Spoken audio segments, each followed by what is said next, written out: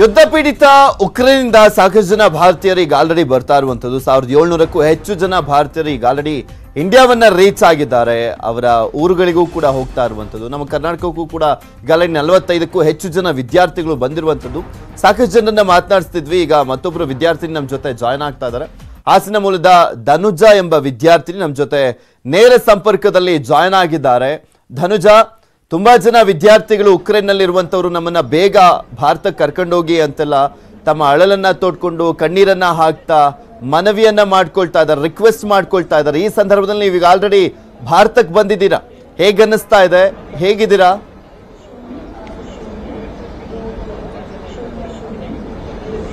ಖುಷಿ ಆಗ್ತಿದೆ ತುಂಬಾ. ಬಿಕಾಸ್ ವಾರ್ ಒಂದು ಫೀಲ್ಡಿಂದ ಆಚೆ ಬಂದಿದ್ದೀವಿ ಅನ್ನೋ ಫೀಲೇ ಬೇರೆ ಥರ ಇದೆ. ತುಂಬಾ ಖುಷಿ ಆಗ್ತಿದೆ.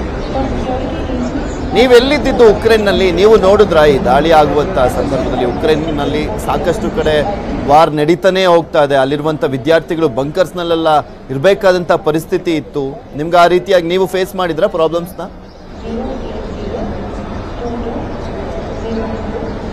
ಇಲ್ಲ, ನಾವು ವೆಸ್ಟರ್ನ್ ಪಾರ್ಟಲ್ಲಿ ಇದ್ದಿದ್ದು. ಸೊ ಅದು ಕೀವಿಂದ ನಿಯರ್ಲಿ 1000 ಕಿಲೋಮೀಟರ್ ದೂರ ಇತ್ತು. ಸೊ ನಮಗೆ ಅಷ್ಟು ಎಫೆಕ್ಟ್ ಆಗಲಿಲ್ಲ. ನಾವು ಸೇಫಾಗಿ ಇಲ್ಲಿಗೆ ಬಂದಿದ್ದೀವಿ ಅಂತ ಹೇಳೋದು ಇಷ್ಟಪಡ್ತೀನಿ.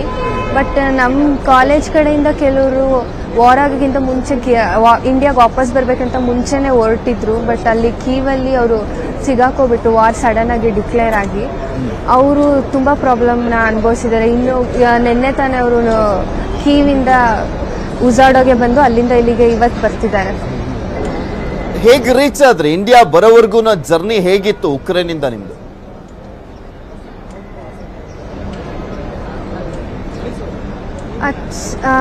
ನಮಗೆ ಫಸ್ಟು ಅದೇ ನಾವು ಹಾಸ್ಟೆಲಲ್ಲಿ ಸ್ಟೇ ಆಗಿದ್ದು, ಸ್ವಿತನೋಕ್ ಹಾಸ್ಟೆಲಲ್ಲಿ. ಸೊ ಅಲ್ಲಿಂದ 5 ಬಸ್ಸಸ್ ಮಾಡಿದ್ರು. ನಾವು ಮಾರ್ನಿಂಗ್ 7 ಹೊರಟಿದ್ದು ಮೊನ್ನೆ.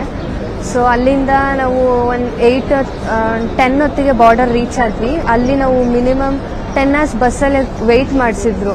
ಅದೇನೋ ಪಾಸ್ವರ್ಡ್ ಚೆಕಿಂಗ್ ಅದು ಇದು ಅಂತೇಳಿ 10 hours ಬಸ್ಸಲ್ಲೇ ಇದ್ವಿ.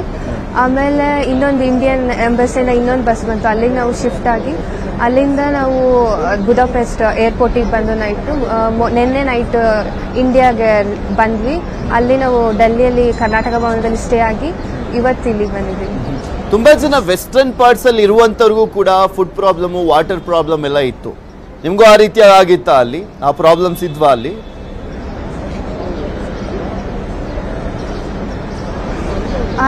ನಮ್ಗೆ ಆ ಥರ ಯಾವುದು ಪ್ರಾಬ್ಲಮ್ಸ್ ಇದ್ದಿಲ್ಲ. ಬಿಕಾಸ್ ನಮ್ಮ ಯೂನಿವರ್ಸಿಟಿಯವರು ಇಂಡಿಯನ್ ಬೇಸಿಗೆ ಕಂಟಿನ್ಯೂಸ್ ಆಗಿ ಟಚ್ಚಲ್ಲಿದ್ರು. ಅವ್ರಿಗೆ ಯಾವುದೇ ರೀತಿ ಇನ್ಫಾರ್ಮೇಷನ್ ಸಿಕ್ಕಿದ್ರು ನಮ್ಮ ಗ್ರೂಪಲ್ಲಿ ಅಪ್ಡೇಟ್ ಮಾಡ್ತಿದ್ರು. ಫುಡ್ ಆಗಿ ವಾಟರ್ ಆಗಿ ನಮ್ಗೆ ಡೈಲಿ ಹೇಗೆ ಕೊಡ್ತಾರೆ ಹಾಸ್ಟೆಲಲ್ಲಿ, ಅದೇ ಥರ ಮೆಸ್ ಫುಡ್ ಸಿಕ್ತಿತ್ತು ನಮಗೆ. ವಾರ್ ಅನೌನ್ಸ್ ಆದಾಗ ಭಯ ಆಗ್ಲಿಲ್ವಾ? ಎಲ್ರಿಗೂ ಕೂಡ ಭಯ ಆಗೇ ಆಗುತ್ತೆ. ವಾರ್ ನಡೀತಾ ಇದೆ ಅಂತ ಬಂದಂತ ಸಂದರ್ಭದಲ್ಲಿ ವೆಸ್ಟರ್ನ್ ಪಾರ್ಟ್ಸ್ ಅಲ್ಲಿ ಇದ್ದರೂ ಕೂಡ ಸೇಫ್ ಅಂತ ಅನ್ಸಿದ್ರು ಕೂಡ ಭಯ ಅನ್ನೋದಿರ್ಲಿಲ್ವಾ?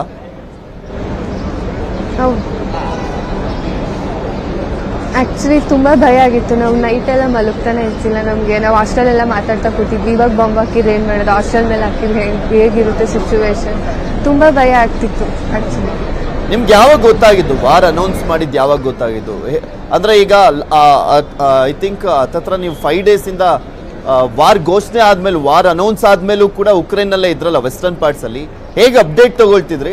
ನ್ಯೂಸ್ ಚಾನೆಲ್ಸ್ ನೋಡ್ತಾ ಇದ್ರ ಅಲ್ಲಿ? ಹೌದು, ನಾವು ಯೂಟ್ಯೂಬಲ್ಲಿ ಅದೇ ಡೈಲಿ ಯಾವಾಗಲೂ ಅದನ್ನೇ ನೋಡ್ತಿದ್ವಿ.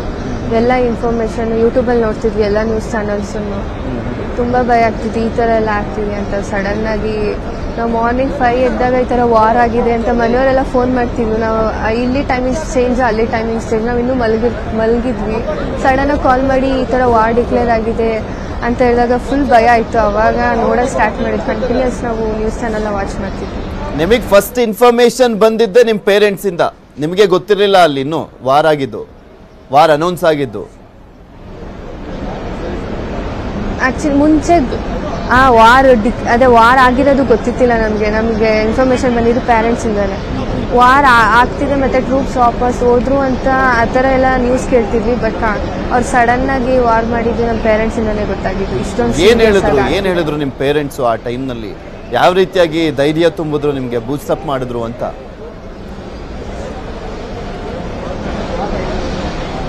ಆ್ಯಕ್ಚುಲಿ ಅವರು ತುಂಬ ಭಯ ಆಗಿದ್ರು. ಬಿಕಾಸ್ ಅವ್ರು ನ್ಯೂಸ್ ಚಾನಲ್ಸ್ನ ಒಂದು ನಿಮಿಷ ಬಿಡದಲ್ಲೇ ಕಂಟಿನ್ಯೂಸ್ ಆಗಿ ನೋಡ್ತಿದ್ದವ್ರು. ಈ ಥರ ಆಗ್ತಿದೆ, ನಿಮಗೆ ಈ ಥರ ಆಗ್ತಿದೆಯಾ, ಈ ಥರ ಪ್ರಾಬ್ಲಮ್ಸ್ ಇದೆ ಮಕ್ಕಳಿಗೆ ಅಂತ. ಸೊ ನಾವೇ ಅವರಿಗೆ ಹೇಳ್ತೀವಿ, ನಾವು ಸೇಫಲ್ಲಿದ್ದೀವಿ, ನಮ್ಮ ಕಡೆ ಯಾವುದೇ ರೀತಿ ವಾರ್ ಆಗ್ತಿಲ್ಲ ಅಂತ ಹೇಳಿ ಸಮಾಧಾನ ಮಾಡ್ತೀವಿ.